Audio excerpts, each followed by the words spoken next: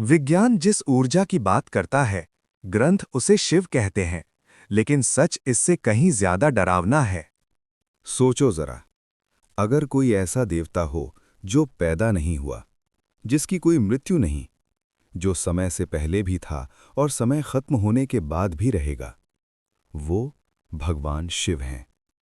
लेकिन सवाल ये है, अगर शिव सब कुछ हैं, तो फिर उनके जीवन में इतने रहस्य क्यों? आज की ये कहानी सिर्फ भक्ति नहीं है, ये कहानी है उन 3 रहस्यों की जिन पर आज भी विज्ञान चुप है और जिनका जिक्र ग्रंथों के इशारों में किया गया है। वीडियो को अंत तक देखना, क्योंकि तीसरा रहस्य सुनकर तुम्हारी सोच बदल जाएगी। रहस्य 1। शिव वास्तव में पैदा कैसे हुए? हम सब जानते हैं, ब्रह्मा सृष्टि के रचयिता, विष्णु पालन करने वाले, लेकिन शिव, उनका जन्म कब हुआ? सच ये है, किसी भी शास्त्र में शिव के जन्म का स्पष्ट वर्णन नहीं है। क्यों? क्योंकि शिव जन्मे ही नहीं। कथा शुरू होती है, एक समय ब्रह्मा और विष्णु में विवाद हुआ। इस ब्रह्मांड में सबसे बड़ा कौन है? दोनों में अहंकार टकराया। तभी अचानक उनके बीच एक अनंत अग्नि स्तंभ प्रकट हुआ।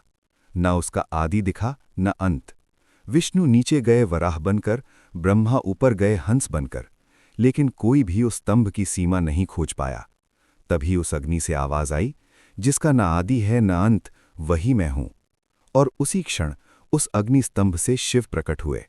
यही है ज्योतिर्लिंग का रहस्य।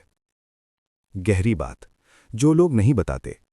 शिव किसी शरीर से नहीं बने, वे ऊर्जा हैं, कॉस्मिक चेतना है। आज का विज्ञान भी कहता है, पूरे ब्रह्मांड की शुरुआत एक ऊर्जा विस्फोट से हुई थी। और शास्त्र कहते हैं, शिव ही वो मूल ऊर्जा है। इसलिए कहा जाता है, शिव को बनाया नहीं जा सकता, सिर्फ महसूस किया जा सकता है। रहस्य यहीं खत्म नहीं होता। अगर शिव अजन्मा है, तो फिर वो ध्यान में क्यों रहते हैं? क्योंकि शिव सृजन नहीं, संतुलन है। जब ऊर्जा संतुलित होती है, तो विनाश जरूरी होता है, और वही शिव का काम है। रहस्य 2। महाकाल, जहां मौत भी हार जाती है। अब बात करते हैं उस रहस्य की जिससे खुद यमराज भी डरते हैं। स्थान उज्जैन, महाकालेश्वर। कथा शुरू होती है, एक बार एक बालक मार्कंडेय को श्राप मिला। उसकी आयु केवल 16 वर्ष होगी। जिस दिन वो 16 का होगा, यमराज खुद उसे लेने आएंगे।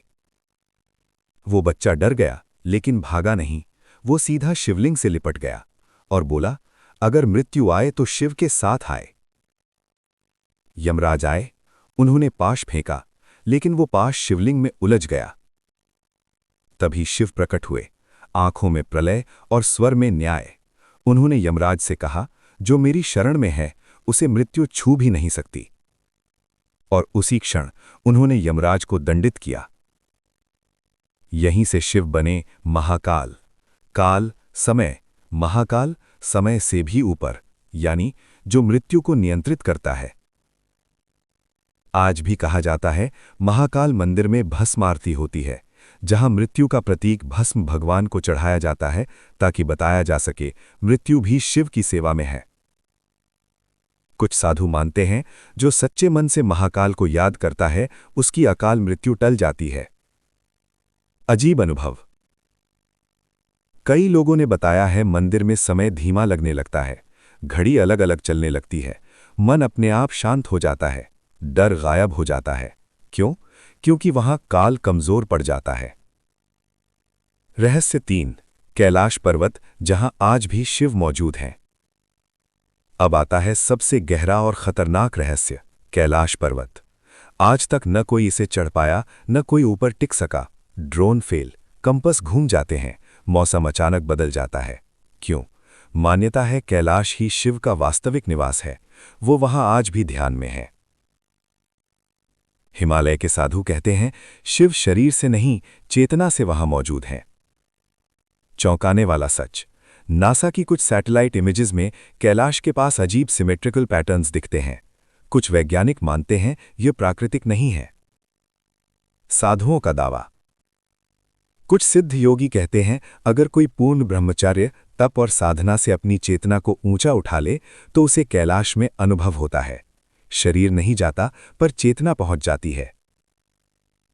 इसलिए कैलाश रहस्य है, कोई विजय नहीं, कोई कब्जा नहीं, कोई झंडा नहीं, कोई फोटोग्राफी नहीं, क्योंकि ये जगह इंसानों के लिए नहीं, चेतना के लिए है।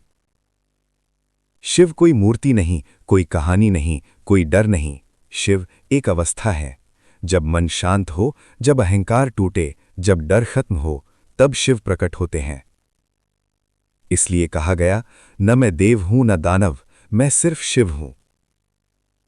अगर ये 3 रहस्य तुम्हें सोचने पर मजबूर कर दें तो समझ लेना शिव ने तुम्हें सुन लिया है।